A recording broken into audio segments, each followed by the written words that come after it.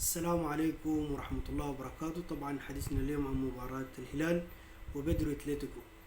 طبعا بدر اتلتيكو جاي على اساس انه اي نتيجة ايجابية في صالحه، لانه هو صاحب الاعلى نقاط، وهو في المرتبة الاولى من حيث الترتيب.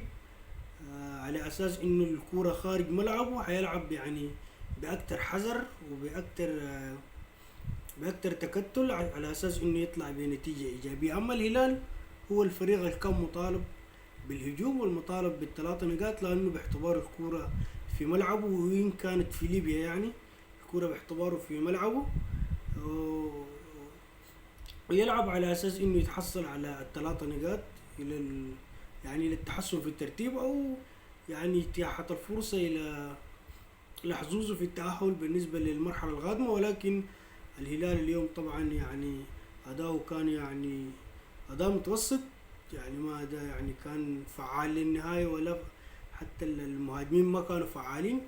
طبعا الهلال في الهجوم طبعا بدر اتلتيكو قدر يعني يحجب الخطورة من من مرماه، وقدر انه يقدر يحافظ على شباكه طيلة التسعين دقيقة، على أساس إنه يخرج بنتيجة إيجابية، وإن كانت التعادل 0-0 في صالحه، لأنه هو صاحب المركز الأول ويحتاج إلى نقطة تأهله إلى المركز القادم.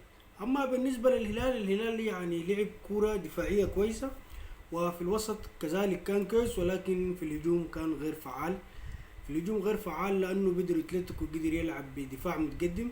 الدفاع المتقدم بدر اتلتيكو قدر يضغن، وقدر إنه اللعيبة يتمركزوا بطريقة أكتر من صحيحة، وقدروا إنه يوقعوا مهاجمين الهلال في أكتر من مناسبة في التسلل.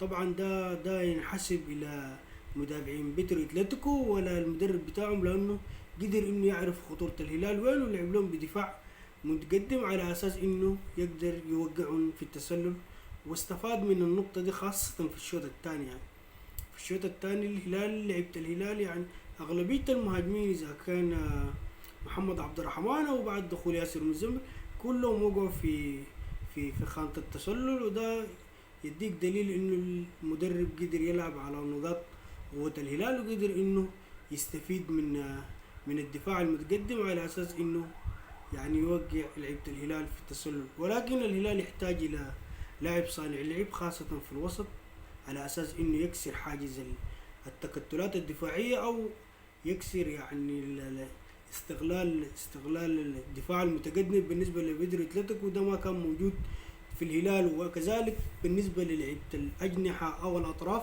الأطراف كان يعني ممكن يكون لهم الدور لكسر التسلل، أو لكسر الدفاع المتقدم، على أساس إنه يكون في لاعب أو لاعبين على الأجنحة يعني مهاريين يقدروا يكملوا بالكورة إلى الآخر. بعد ذلك يعملوا الأرضيات، لأنه لو الأجنحة كملوا بالكورة وقدروا يلعبوا الكورة الحديثة يعني تكمل على أساس إنه تعمل أرضية، ده كان بيكسر حاجز الدفاع المتقدم. لأنه لو لاعب الجناح اتقدم بالكورة كمل وعمل عرضية، هنا بتخلي الدفاع يرجع إلى مركزه الصحيح أو إلى موقعه الصحيح، وكذلك بتدي المساحة للاعبين الوسط والهجوم يقدر يستغلوا الأرضيات.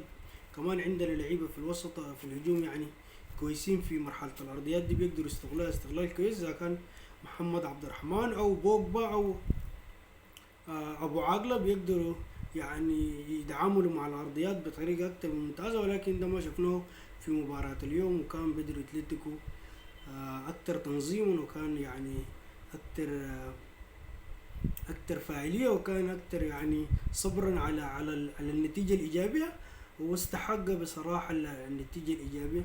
الهلال قدر يصنع كم فرص خاصة في الشوط الأول أو بداية الشوط الثاني في نهاية المباراة، ولكن يعني سوء التعامل مع الكور، إذا كان كورة ياسر مزمر اللعبة مباشر ديك، لو كان فيها أخذ يعني وقت فيها ثبت كنترول خطها على الأرض، كان يتعامل معها بطريقة أفضل. وكذلك كرة عادل كان مفترض يعني يستعمل معها الذكاء، ما يلعب مباشرة، لأنه كورة يعني من الناحية من ناحية الطرف كانت تتعامل معها أرضية بالنسبة للمهاجمين حقينك عشان يستفيدوا منها، ولكن ما قدروا يستغلوها. وده يعني نتيجة سوء التنفيذ أدى إلى خروج الهلال بنتيجة إيجابية، نتيجة 0-0. وده ما من صالح الهلال، لأنه الهلال يعني بالنسبة للترتيب المجموعة هنا متقاربة بينه وبين النجم الساحلي والترجي التونسي.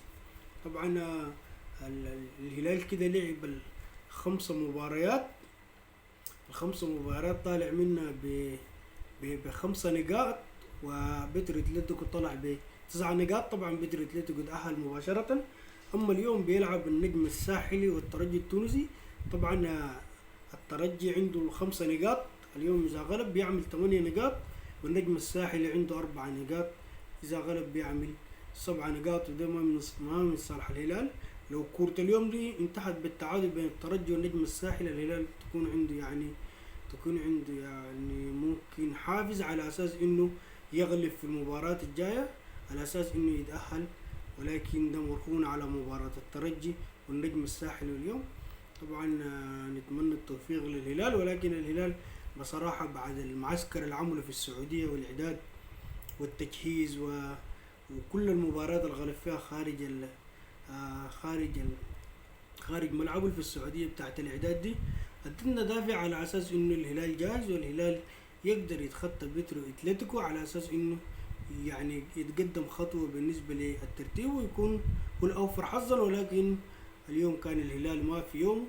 الهلال اليوم من حيث الدفاع أو من حيث الوسط قدم كورة أكتر من ممتازة، ولكن غياب الفعالية في الهجوم ما ينقص الهلال. وخاصة يعني الهلال يحتاج إلى لاعب رقم 10 أو لاعب صانع لعب، يعني لاعب صانع لعب يقدر يحرك المهاجمين والأجنحة، يقدر يحرك الكورة داخل السنتر، داخل الوسط، على أساس إنه يقدر يستغل الفرص بتاعة الهلال. لأنه الهلال يعني كورته كانت أكتر من جميلة، بيطلع بالكورة من الدفاع إلى الوسط، ولكن من الوسط كورته ما بتقدر ما بيقدروا يوصلوها للمهاجمين بطريقة يعني سلسة أو بطريقة أكتر فعالية، على أساس إنه المهاجمين يقدروا يستغلوا